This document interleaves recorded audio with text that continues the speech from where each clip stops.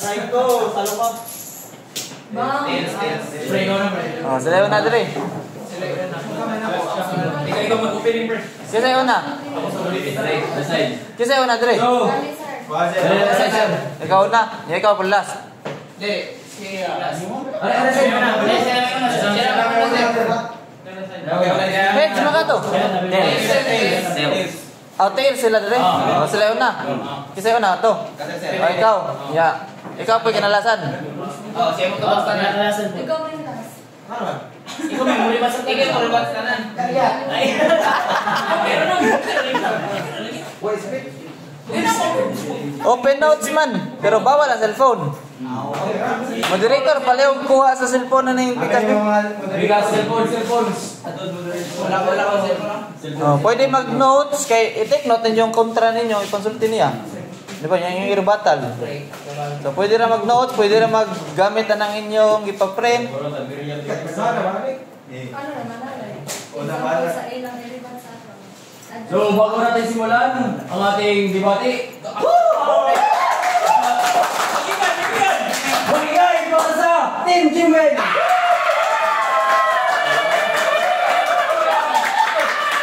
Magigay para kay Team Voting! Okay, para kay Gmail! Bigyan ng palatakan! I see you. I say versus. Oo, Leno. Internal combustion engine versus external. I see. Ang laban natin ngayon ay patungkol sa internal combustion engine at external combustion engine. Ang litong banda ay internal combustion engine at dito naman ay external. Ipotong sa loob, ipotong sa labas. Sige, puto ka na. Start na. Sige, start. Oh, isa. Ready. Ano? 1, 2, 3. Barat! Okay. Good morning.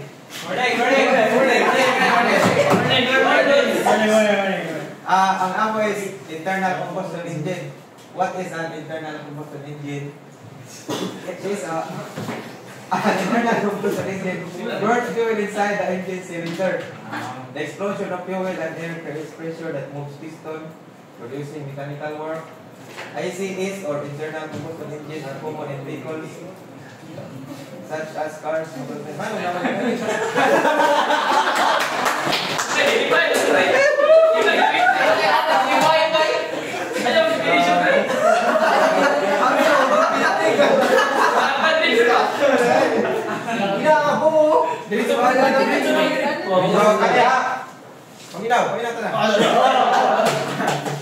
Ito ka, para makita ka diri. Ito ka, dapat sa timekeeper. First, we'll talk about unsa yung mga advantage ani niya nga kwan. Tapos tulong kumita mo. First, we'll talk about the efficiency. Internal combustion engines burn fuel directly inside the engine cylinder.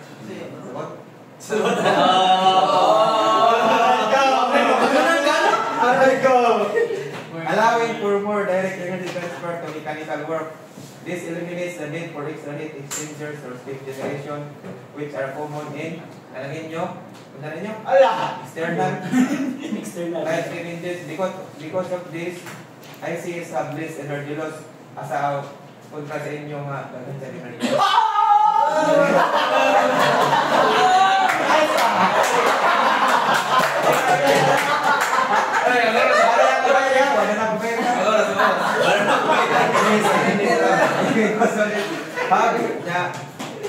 Higher overall thermal efficiency and remaining external, especially under variable loads such as next. Time. Hindi pa tapos. Okay, time. 1 minute. So, 1 minute break. Discussion.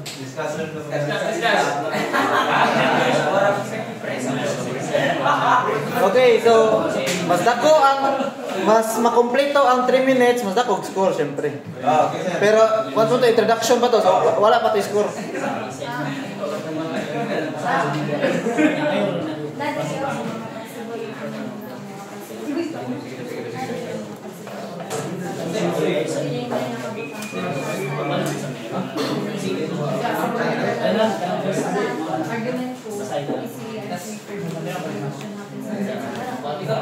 Okay,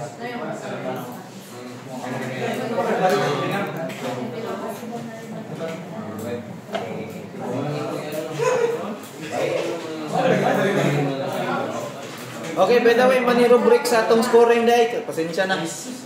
Okay, so content knowledge, kung daghan mo na introduce nga mga bago nga mga information. So 25%. Argument, clarity, and organization, kanang na-organize ninyo pag ang inyong gipang storya. So 20%. Rebuttal and critical thinking, so kanang pagkontra ninyo sa ilang gipang speakers, 20%. Kung na may mga evidence and mga technical nga mga terminology nga gidagdag, mga statistics, whatever, 20%. 15% TI, and then delivery, speaking skills, and time. So kung na-consume nimong time nimo, 10%, and then team coordination og kuan mo, nagsabot mo diha, so 10%. Total 100%. Moderator. Ada na bang rumiwat sila mo? Sige, Manat. So good day everyone, good day sir. So it's time for you today to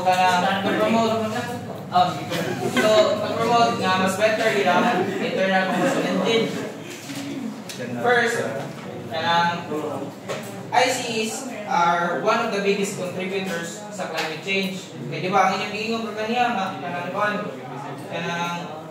kasulagi nga ang cars mo na sa inyo ang kanang inyong engine. So ang kanang mga engine is nag-release na sila og mga toxic gases sa environment. Oh, di mo konsensya.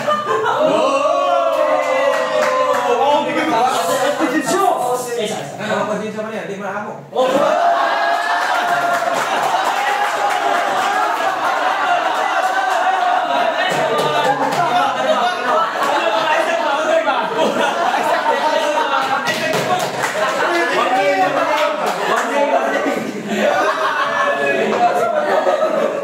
Warning.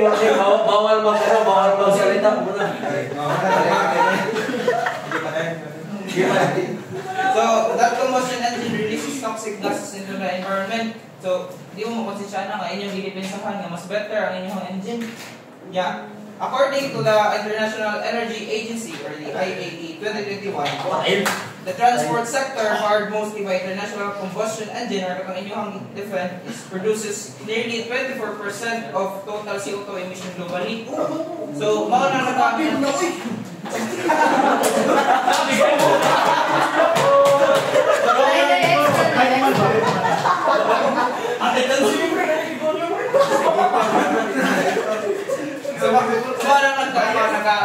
ang atong lugar, atong world is daghan nakipagdiyo tungod ng emission. Yeah. Not only do they harm the climate, they also directly impact human health. So, ICEs emit nitrogen oxides, carbon monoxide, and particulate matter which can cause respiratory diseases. Diba? So, especially in urban areas. So, the World Health Organization, or WHO, 2019, clearly links vehicle emissions to increase risk of asthma, stroke, and even nearly death. So, dagag ka na nangamatay, dagag nagka-increase ang risk sa asthma o sa stroke tungod na ng inyong engine. So beyond pollution, ICEs are also fuel reliant and unsustainable. They require high quality petroleum fuels, and we all know fossil fuels prices are volatile. So we're also reaching a point where fuel availability is no longer guaranteed. So kanang ang inyong kuan is fuel reliant kina siya. So if kanang mahulot ang fuel, so dili na nakadagan ng inyong kanang kuan. Ay. 1 minute discussion, good teams. Let's go.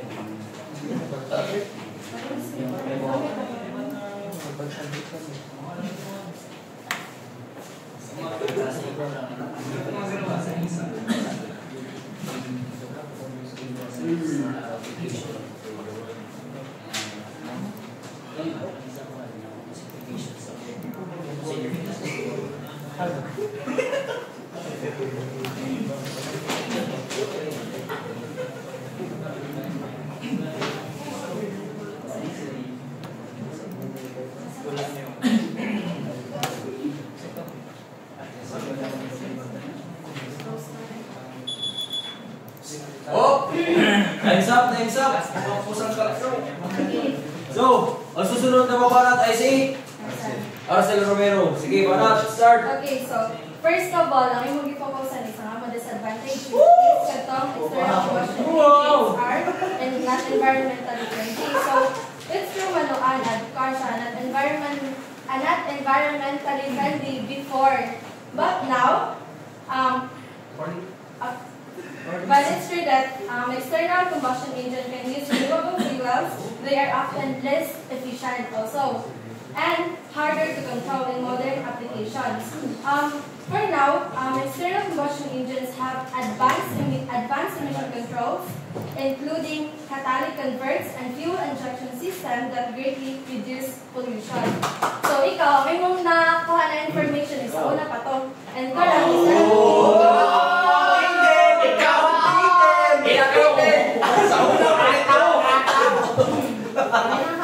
and also, internal combustion engines are now being adapted for biofuels and synthetic fuels which combine clean energy with high efficiency. Unlike sa inyo, less efficient kaysa sa amo. Internal combustion engine. Okay.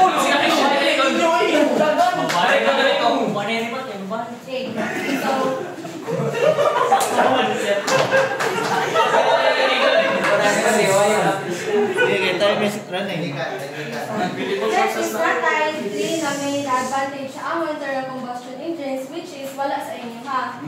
First is, you have the efficiency, as what I've said earlier. Ang inyong external combustion engine is mas less kanang efficient siya kaysa sa ang internal combustion engine because of ang internal combustion engines is mo fun siya inside the engine, which more direct energy transfer to mechanical work. So this means it eliminates the need of extra heat exchangers or steam generator, which are common in external combustion engines like steam engines. Because of internal combustion engines have less energy loss, unlike your external combustion engine, and higher overall thermal efficiencies, especially under variable loads such as cars and motorcycles. And second, we have the size and weight. So, ang sa ako is mas gaan siya o mas gamay siya unlike sa inyuhan na nagkukonstanan tapos mas efficient pa dyan. Sa tanan! Go mo na! Kasi nagamit sa kalako kung mas less efficient siya kaysa sa gamay, di ba? Ay, gamay! Okay, and the third one is mas fast startup and response time. So, ang amuha is mas fast pa siya pang starting up and response time is walang inyo kay dugay kayo, loading kayo, dahil. Loading kayo, dahil! Isa may ganahan na magsakyanan na pagpa-start lang sa sakyanan is mag-wait pa 10 minutes, di ba? Aray ko, 10 minutes! Ay nanakalain na rin mo. Sige, discussion!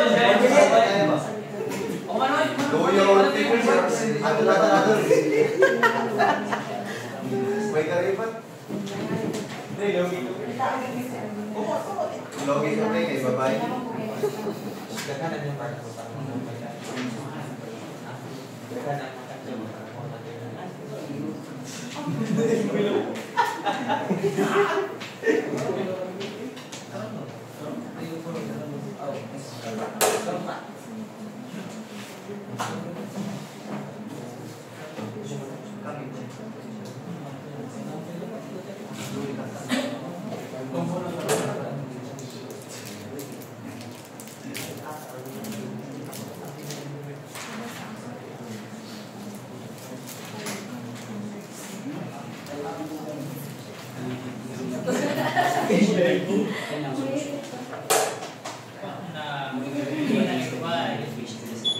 Okay na. Time's up, time's up. Wow. Isa.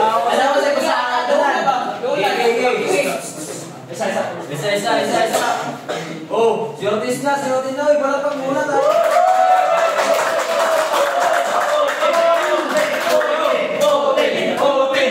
Mga patabaran para kay Otis, simulan!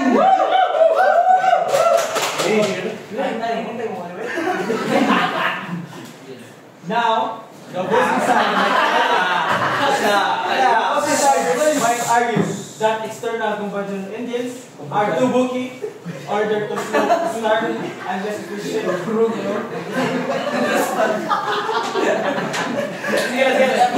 But those points only make sense if you're talking about cars or motorcycles. Bawal pero na if cars, so di na-apply sa amin kami. Di ba mo sakay kami sa sakyan?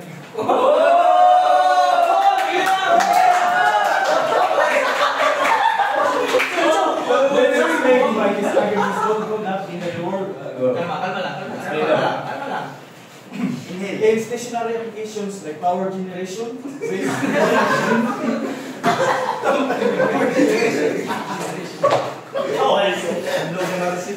waste energy and industrial electrical systems, size and startup speeds are major concerns.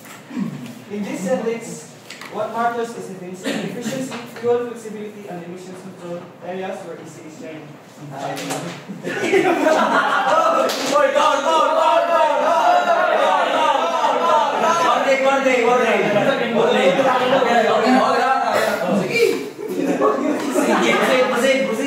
According to the US Department of Energy, Stirling engines type of external combustion engine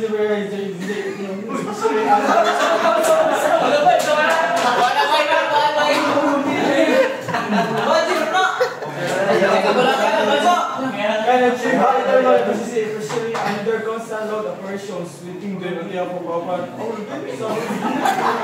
Space systems. Additionally, ECs can burn a wide variety of fuels, coal, biomass, waste heat, hydrogen, natural gas, even trash.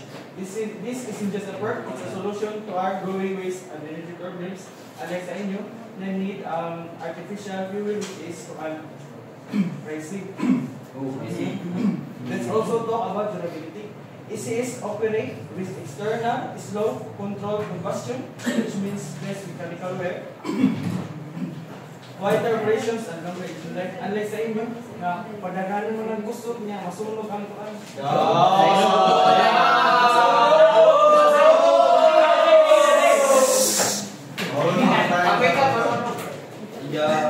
According to PA,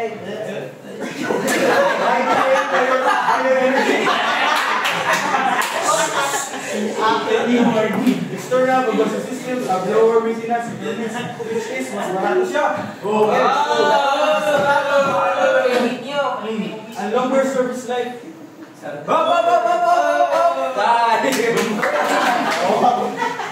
One minute discussion.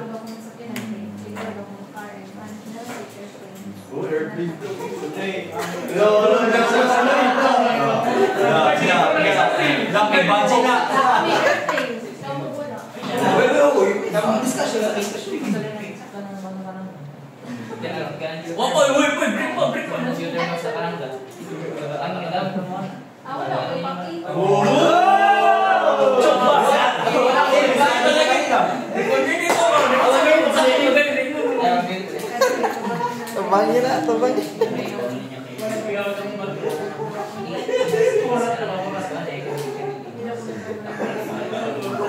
Abang mag-gym mo yung malapit ko, di ba? All this,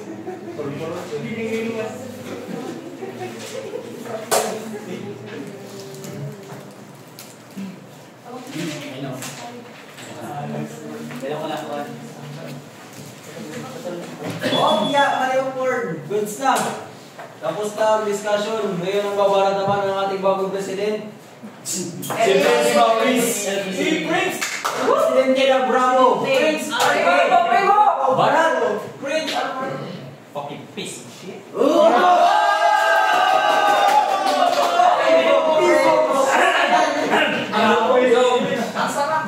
So una na to, pwede rin business na or hindi? So pagsumot na sa sa inyong efficient ba? Diretso na ako. Gusto ko pa rin mo design yung kotse na boiler na nahitik sindir.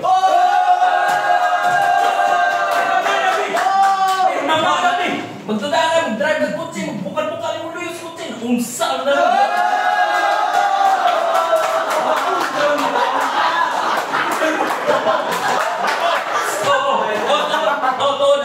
ang steam engine kay hilom. Asa ba na yung karang panahon na lami mga engine na saba? Asa ba nga karang magpakilakay mo full CC na CC?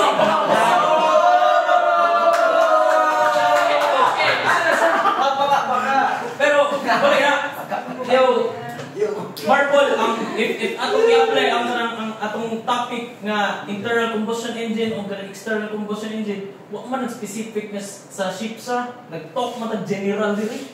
Mo nang kana inyong sa coaching sa plano, wa mo itakas kami hayahay diri. Ana ba? Pangwa.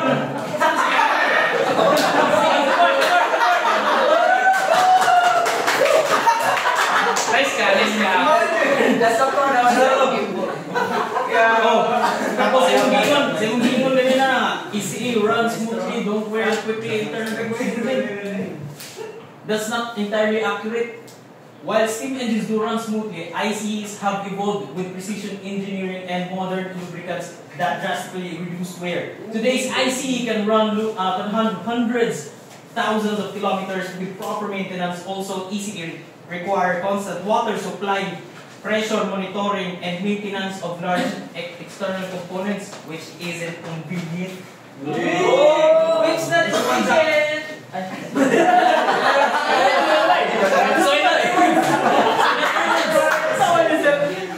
So in other words, ECE is part of history. We are in modern part of their society.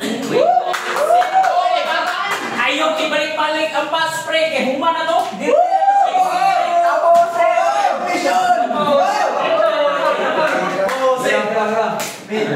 Let's watch out, Maestro!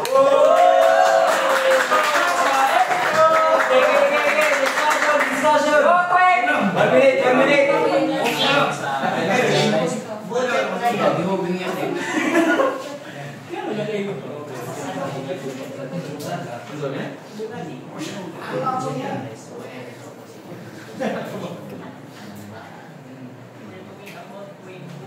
Isang pa dyan na pag talang gabay.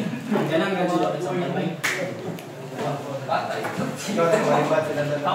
Kala ka junior mo. Kala niyo, junior lang niya.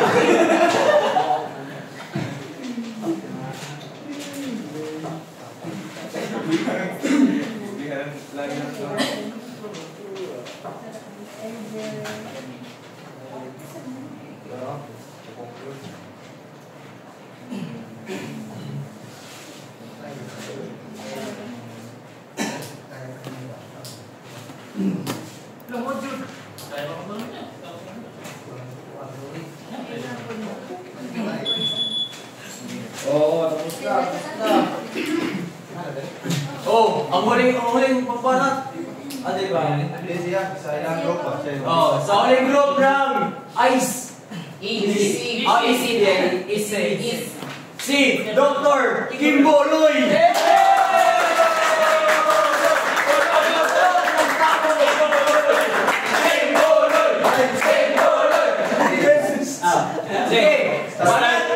Before I talk about our conclusion, our summarization, may I ask you first about the one thing that you have said earlier. Katong gingon ka nga, ang inyong gusto sa mo is katong generalize ninyong kuan, kanang yung tubag. Ngano mang mostly yung mga gipang ingon is about transportation ra.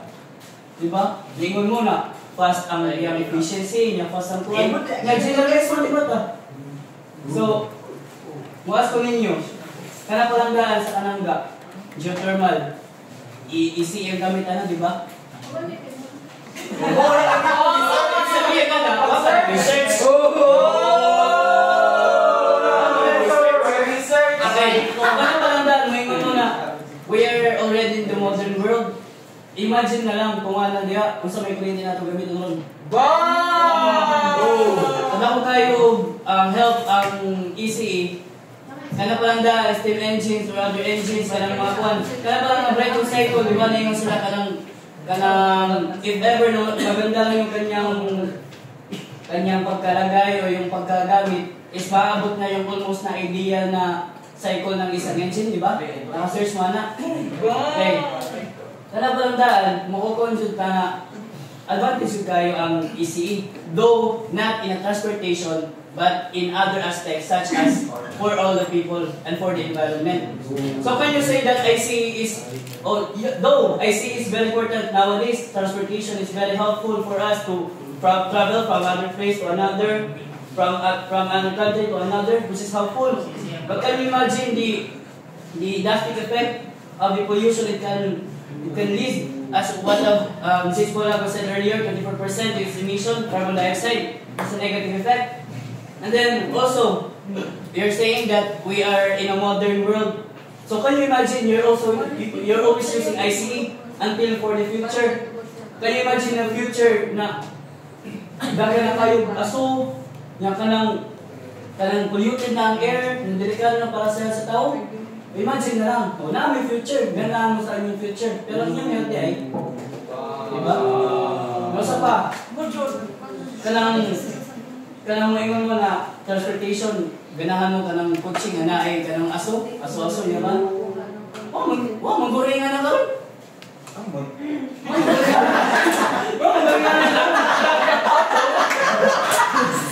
Auto, in history, dapat kayo nagamit ang ECE. Eh, kumulan na kayutan mga trains. Trains, gamit steam engine, kumana, dito makakuha para gato. And also, time. So, yun. Extend. 1 minute, extend. So now that I have Sayang mo daw. all of the weaknesses of the ICEs and also the summarization or the myths that you have also told us upon the ECS, let's go to the core of the argument. Kanang kung unsa yung mga advantages sa external combustion engines, kung saan namin pasabot. First is ang fuel flexibility. Like what you have detailed earlier, biomass, pwede mo gumamit ng kahoy, kanang sa vulkan, kung sa pala solar, di ba? Pwede na mo magamit, inigkuhan na mo sa, kung gusto na mo sa among engine. Yeah, they are not picky. So according to IEA, sa Bioenergy 2020, ang external combustion systems, or it helps in local fuel security and sustainable energy transition. Kung magamit mo ng mga ICE, so gasolina, nya, kanang ingon mo na naay mag-invent or kanang mga kuno di na mo gamit og kanang mga gasoline nga kanang maka-restaurant na di ba gipatay man mawa dayon kana Okay. 1 minute break. Break. 1 minute break. Ano ang nila? Ito bag na.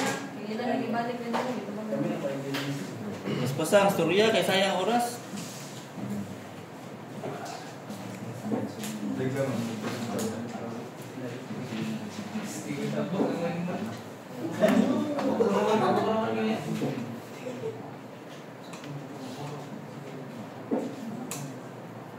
Tayo ba 4 minutes o ganahan ka? 4 minutes man to. 4 minutes pag ang Jemel sir. Oo, ganahan siya. 4 minutes ka Jemel 4 o 3. Ilan? Parang mo na rin? Ilan?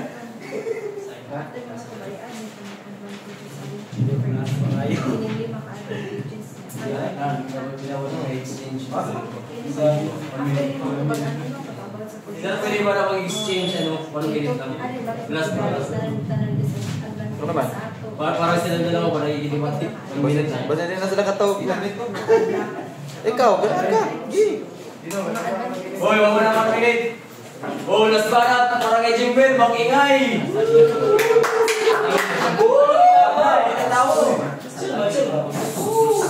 Uy, tugod na ba? Wala na eh. Conclusion na eh.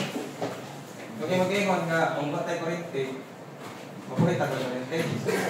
Kaya tanong na sa ako, kadrog na tayo rin, ihapin. Ano na buhay, ano na nagpanuta.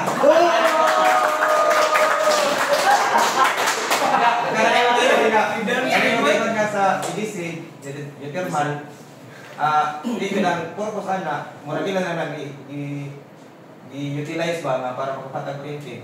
Pero ko yung lang na vulkan na ilang buong ngayon. Para nag-really. Nag-really na sila sa mga katagpuho para kanang vulkan di sa buto ba? Nanay vulkan ya. Mura kanang system na gamit nila utilize para natay ko yung supply. Pero kanang supply nga parang hindi pa dato sa Luzon. Sige na to. Saan ako? Tara sa pollution na star. While it's strong nga katong inyong ECA kaya maka-use yan renewable fuels, they are often less efficient and harder to control sa karon ng mga modern applications. Kaya kanina mo modern ICs have advanced emission controls. Wala katong mga pollution na ngayon Malaysia na siya kay wala yung mga controls including catalytic converters, na siya mga converters and fuel injection systems that greatly reduce pollution. Also, ICs are now being adapted. Na-adapt na siya. Hindi ka tayo nag-iingon nga, inyong ikuan sa amo. Sao na pa siya. Sao na Alright. Biofuels and synthetic fuels, gamit na sa Megana. Muna siya ang kaning weight convert, kaning siya advanced emission controls niya. Kaning gamitan pag biofuels and synthetic fuels. Mana siya, i-combine so sila, clean energy with high efficiency. High efficiency, less ng pollution. Okay? That's okay.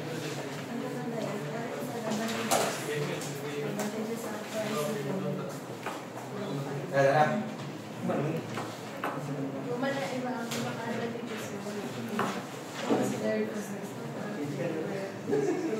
Dadarap. So, and there are three main reasons why ICA holds the advantage sa kontra sa ECA. Pero ICA, gamit niya pala siya. Hindi wala na siya pala.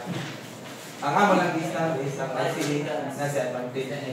Efficiency, compactness, and quick response. All of which are backed by a real-world application.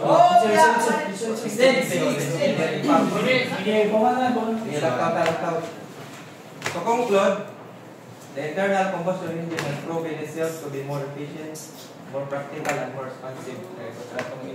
Ilan pa siya kaning blogger startup for operating.